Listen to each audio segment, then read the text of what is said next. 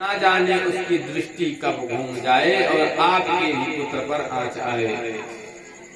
बोले बाकी बिहारी लाल की। तो इसलिए आप जो है यहाँ छोड़ करके मथुरा चले जाइए। कहाँ चले जाएं?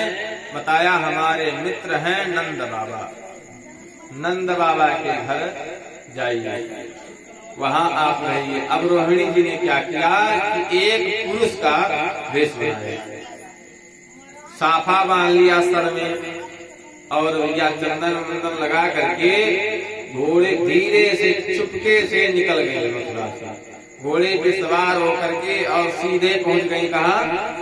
वसुदेव जी के यहाँ। अब वसुदेव जी नंद गांव में रहते हैं।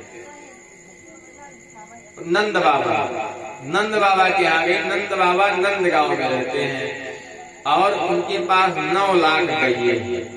नंद बाबा मुखिया है अपने यहाँ के, बड़ा ऐश्वर्यशाली परिवार है, लेकिन कोई संतान नंद बाबा के भी नहीं है। अब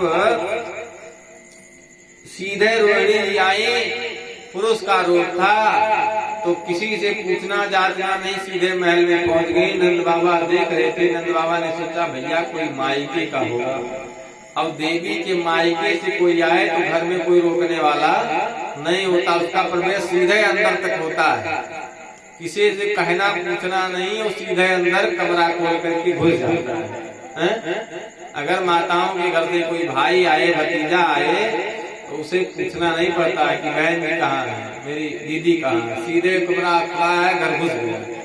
नंद बाबा ने सोचा भाई कोई होगा, इसका भाई भतीजा इसके मायके से आया होगा, इसके यशोदा जी के। अब नंद बाबा सोचे चलो देखें। इधर यशोदा जी कुछ काम कर रही थी, रोहिणी जी पीछे से दौड़ करके आई और गोद में भर लिया। अब यशोदा जी चौंक गई और पीछे देखा, कहा अरे कौन है? तब तक रोहिणी जी अपनी पगड़ी खोल दी, बाल पूरा बिखर गया। कही अरे बहन तू है? नंद बाबा भी आ गए। नंद बाबा को देखकर रोहिणी जी शर्मा गई। नंद बाबा बाहर चले गए। अब भेंट मुलाकात हुई, सारी कहानी रोहिणी जी ने बताया देव को कि मेरे पेट में बच्चा है और मैं इस कारण यहाँ आई हूँ, मैं यहीं रहूंगी। यशोदा ने कहा अरे बहन तेरा ही तो घर है ये, तुझे क्या सोचना। अब रोहिणी जी रहने लगी। समय बीता, बलराम जी का जन्म। बोलिए बताओ भैया की बलराम जी का जन्म हुआ, लेकिन बलराम जी ना रोवे, ना हंसे, ना बोले, वैसे पड़े रहे। बलराम जी भगवान के बिना, यानी शेष जो है वो भगवान के बिना एक पल भी कहीं नहीं रहते। और यहाँ 1 साल की बात है। अब इन्होंने प्रण कर लिया जब तक भगवान नहीं आएंगे तब तक मैं ऐसे ही रहूंगा। और पिछले जन्म में जब राम जी और लक्ष्मण जी पैदा हुए थे तो लक्ष्मण जी छोटे थे और राम जी बड़े थे। तो राम जी से लक्ष्मण जी ने कहा कि भैया इस बार जब आप जन्म लीजिए तो मुझे बड़ा बनाइए। क्यों? क्योंकि आप मेरा कुछ कहना मानते नहीं, तो आप कहते हो मुझे मानना पड़ता है और आप अपनी आज्ञा चलाते हैं। इस बार मैं बड़ा बनूंगा तो जो मैं कहूंगा वो आपको मानना पड़ेगा। बोलिए बाके बिहारी लाल की। अब इस प्रकार जो है इस बार बलराम जी बड़े बड़े और भगवान कृष्ण छोटे। बलराम जी का जन्म हो गया। इधर क्या हुआ, नंद बाबा के यहाँ कुछ महात्मा लोग आए और महात्मा आए तो नंद बाबा ने भंडारा किया और कहा महाराज लो बनाओ खाओ रहो।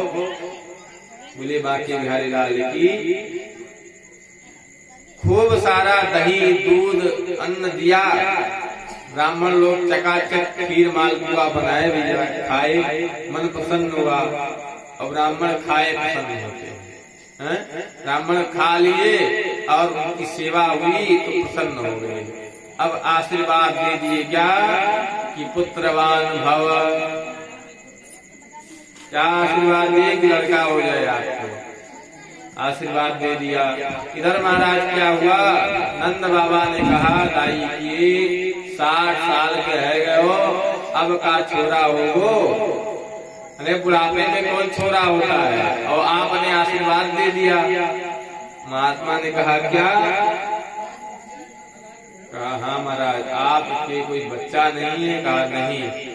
कहा ठीक है व्यवस्था कर दो, जब तक बच्चा नहीं हो जाए बालक तब तक हम यही रहेंगे, ठाकुर जी के भजन करेंगे और संतान गोपाल का जप करेंगे, रोज खाएंगे, रोज आशीर्वाद देंगे। और भगवान कहते हैं जो संत ब्राह्मण कहते हैं उसे मानना भगवान को पड़ता है।